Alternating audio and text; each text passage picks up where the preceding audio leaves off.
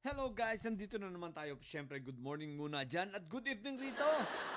At ito, pag-usapan natin ang mangyayari, ano ang kinabukasan nitong si Kibulok at tsaka mga kasamahan niya matapos mag-request ng extradition ang US, no?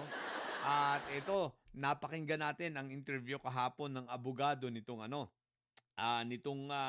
mga biktima nitong si Kibulok, at maganda ang mga sinabi. Ito rin ay naitanong ko kung ano baga ang kung ano rin ang damdamin ng ibang mga tao.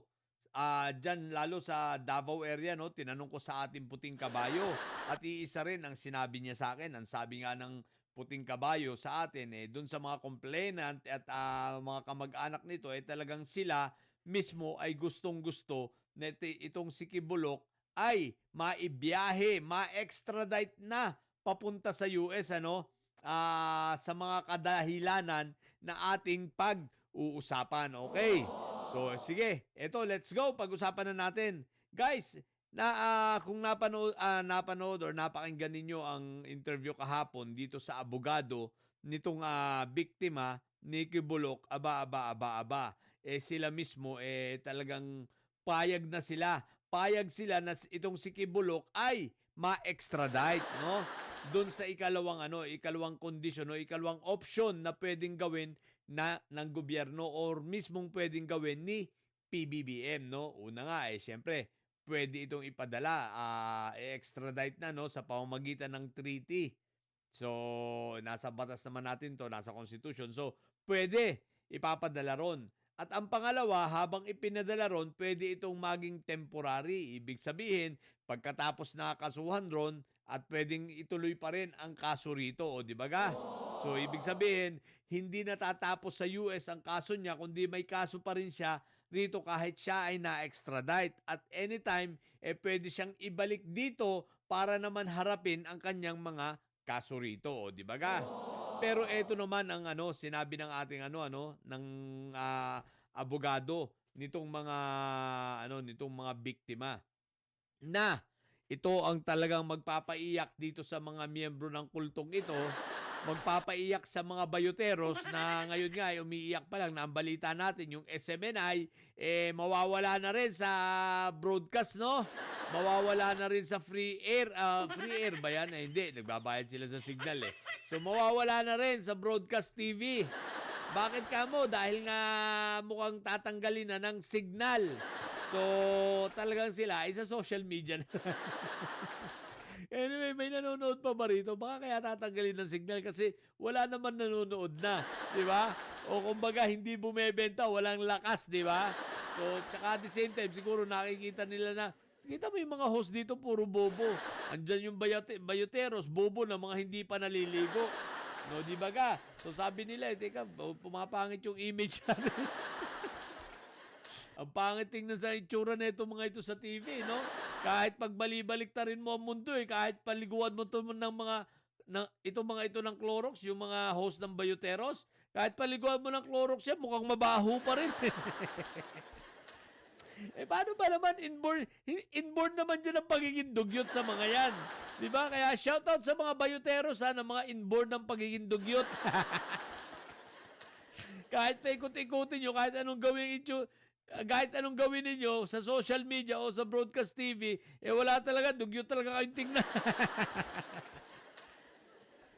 So yun, kaya shoutout So nag-iiyakan talaga kayo at itong si Kibulok, talagang pag ito ay nadala na sa US, wala na itong mga ito lalo pang magagawa.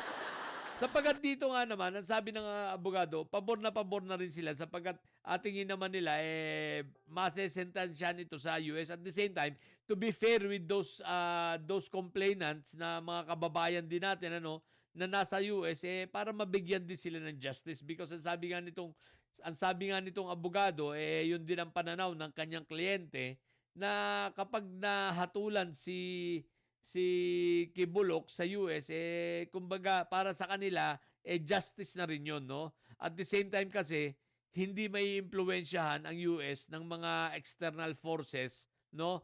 Kagaya ng mga nandirito sa Pilipinas. Hindi sila kayang impluwensyahan dahil yung mga KOJC, wala na, basag na. Dito sa Pilipinas, basag na rin naman. Kaya lang, pilit pa rin naman silang gumagawa ng impluwensya at nagsusumiksik, ipinipilit ang sarili na para siyempre, kahit papano, si Kibulok, malusutan ang mga kasong yan. Siyempre, pinipilit pa rin nila, lalo na pag nagpalit ang mga ilang administrasyon, di ba? Patagalin lang ang kaso dyan, magpalit ng administrasyon at hindi pa nahahatulan si Kibulok, baka magbago ang ihip ng hangin. Di ba? Kaya may katwiran, mas maganda nga naman dahil sa US, ito'y hindi naiimpluwensyahan. Di ba? So talagang si Kibulok ay may tsansa na mahatulan rito at may tulong. So yan. Kaya ngayon naghihintay na lang tayo ng mga ilang araw na lang siguro or linggo ang inihintay natin at magdidesisyon ang Pangulo rito. At sana ang desisyon ng ating Pangulo extradite na ito. Sapagkat ako'y naniniwala na ang DOJ naman ay kinausap na at kinuha ang damdamin nitong complainants ni Kibulok, no? Ang kanila talagang payag sila. Okay sa kanila yon. Nasabi nga nila kung sakali na hindi naman mahatulan si Kibulok sa US, which is medyo malabong-malabo yun, malabo pa sa sabaw ng pusit, pwede naman siyang ibalik rito para ipagpatuloy ang trial dito. Kung mahatulan naman siya ron, doon na mamamatay yun. No? Doon na magiging magiging mailalagay sa garapon. At least, di ba? Yung garapon nila galing US. Ay, hindi pala. Baka ang garapon na lalagyan made in China rin. Parang si Fentaboy, made in China ang garapon. So, yun. Kaya, okay na okay sa kanila na si Fentaboy, si Kibulok ay maibiyahe na. Na dahil sa mga nakarinig na mga membro ng mga kulto na KOJC at sa mga alipores nito, ito naman yung bagay na nagpaaligaga sa kanila. Lalo na siyempre itong mga bayoteros, itong mga naka-payroll sa SMNI, di ba? So ito naman yung bagay na talagang nagpaaligaga sa kanila sapagkat talaga naman na mawawala na si Kibulok. Pero ito naman ay nagbigay rin ng kasiyahan dun sa mga bagong leader. Mga bagong leader ng KOJC. Ang sabi nila, ayan na. Solong-solo na talaga natin. Mawawalan na sila ng communication kay Kibulok. Sabi nila, solong-solo na natin ito. Tayo nang magpakasasa dito, di ba? At ito mukhang matutuluyan na yung forfeiture ng government para dito sa mga properties ni Kibulok, matutuluyan na yan. So, mauubos na talaga. Diba? Pag talagang hindi galing sa mabuti, mawawala talaga yan, di ba? So, mauubos. Kaya yun. At yan ang mga development at hihintayin natin ang magiging desisyon ng Pangulo kung ito ba extradite na. Pero sa tingin ko, extradite na talaga ito. Diba? So yun, dahil payag naman yung yung complainant. Yun ang importante rito, kailangan pumayag yung complainant. Payag na, 'di ba? So magtutuloy-tuloy na 'yan, okay? So yun lang muna. Sa mga bobong didilis diyan, magsiiyakan na lang kayo. Maganda ang pag-iyak ninyong ito. Sakit na naman ang damdamin ng mga didilis, what the heck. Matili kayo mga bobot may side sapagkat ang may side lagi high blood. Bye!